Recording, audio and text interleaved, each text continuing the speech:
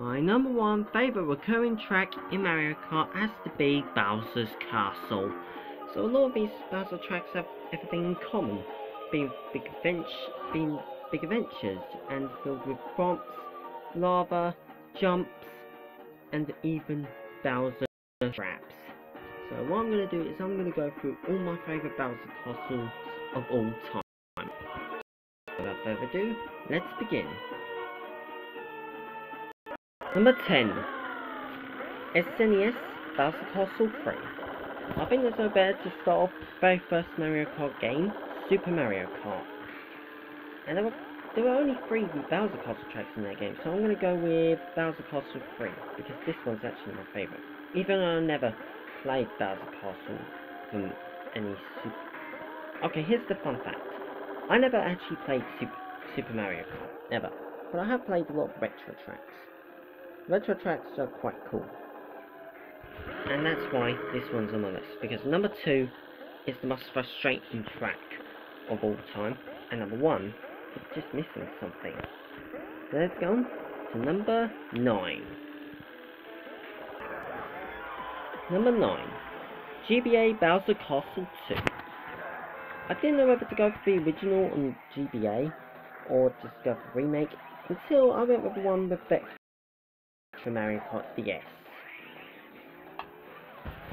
So, into front, jump, and of course, start doing sharp turns. And of course, this track has the most marked jumps out of all GBA Bowser Castle tracks. And some of them feature fireballs, which you must avoid. So, this one is down the list. So let's go on to number 8. GBA Bowser Castle 4. I forgot to mention when I said Bowser Castle 2 that I never played that GBA.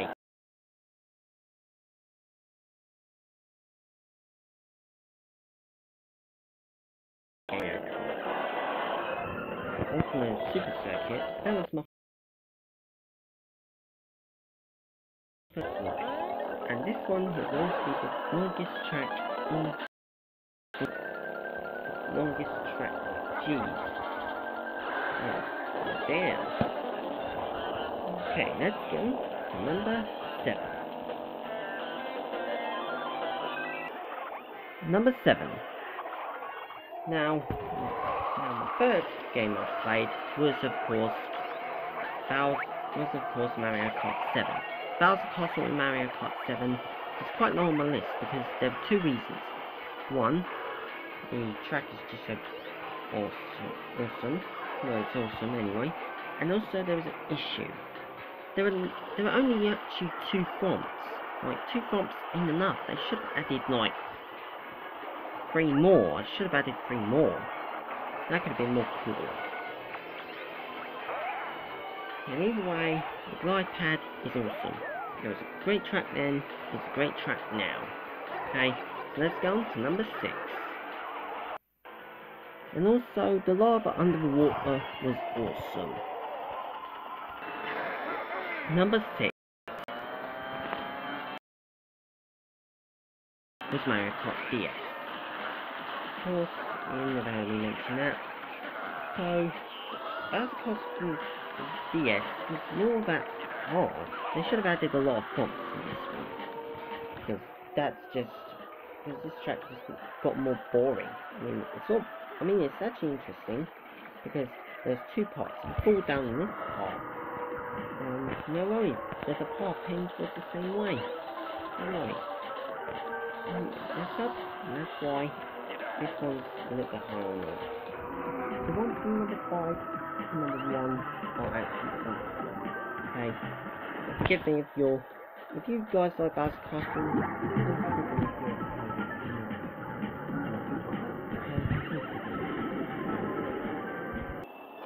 Number 5, GBA Bowser Castle 1. Now, of course I said GBA was the first ever Mario Kart game I've ever played. And I didn't know whether to go for the remake or the original, but eventually I went with the one that was more polished than that one. And this one is actually a rock and roll. So let's get on to number 4. I had a hard time between number 5, 4, 3, 2, and 1. All of them are great. All of them are awesome. Okay.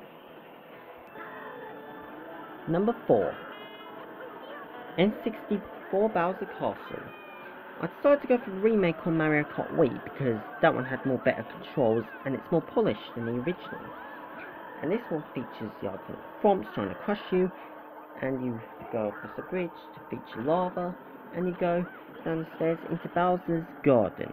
There's not really that much plants or flowers in Bowser. You might, want to go to the shop and get some, because that will make it more nicer. And either way, you go on the roof and you jump place to place, avoiding fire.